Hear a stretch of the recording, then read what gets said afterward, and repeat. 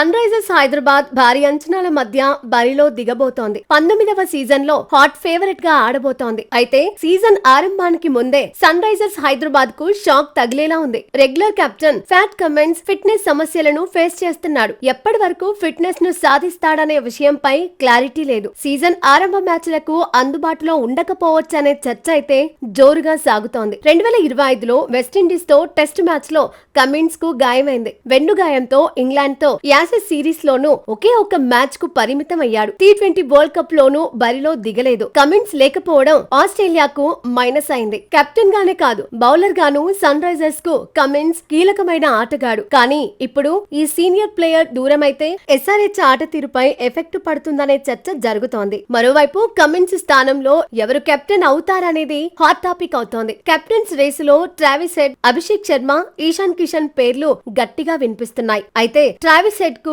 Captain గా పెద్ద record ఏమీ లేదు. అభిషేక్ శర్మకు కూడా పెద్దగా అనుభవం ఏమీ లేదు. పంజాబ్ ను లీడ్ చేసిన అనుభవం ఉన్నప్పటికీ అభిషేక్ ఫామ్ పై ఎఫెక్ట్ పడే ప్రమాదం ఉందనే చర్చ జరుగుతోంది. మొన్నటి T20 వరల్డ్ కప్ లో బ్యాట్ తో యువ ఓపెనర్ ఇబ్బంది పడ్డాడు. వరుసగా డకౌట్లతో ప్రత్యర్థులకు ఈజీగా చిక్కాడు. అయితే జింబాబ్వేతో మ్యాచ్ లో హాఫ్ సెంచరీ సాధించాడు. ఆ తర్వాత టైటిల్ పోరులోనూ రాణించాడు. హాఫ్ సెంచరీ కొట్టి టీమిండియా విజయంలో కీలక పాత్ర పోషించాడు. అభిషేక్ ఆటపై ఎఫెక్ట్ పడకూడదంటే కెప్టెన్సీ ఇవ్వకపోవడమే బెటర్ అనే ఆలోచనలో టీమ్ మేనేజ్మెంట్ ఉన్నట్లుగా చర్చ నడుస్తోంది. దీంతో ఈశాన్ కిషన్ కే కెప్టెన్సీ దక్కే అవకాశాలు కనిపిస్తున్నాయి. అండర్-19 వరల్డ్ కప్ లో భారత జట్టును నడిపించిన అనుభవం ఈశాన్ కిషన్ కు ఉంది. డొమెస్టిక్ టోర్నీలో జార్ఖండ్ జట్టును నడిపించాడు. గత సీజన్ లో సయ్యద్ ముస్తాక్ అలీ టోర్నీలో అద్భుతాలు చేశాడు. కెప్టెన్ గా, బ్యాటర్ గా ఇరగదీశాడు. జార్ఖండ్ ను తొలిసారి సయ్యద్ ముస్తాక్ అలీ టోర్నీలో విజేతగా నిలిపాడు. కెప్టెన్సీ అనేది తనకు భారమే కాదని నిరూపించుకున్నాడు. టోర్నీలో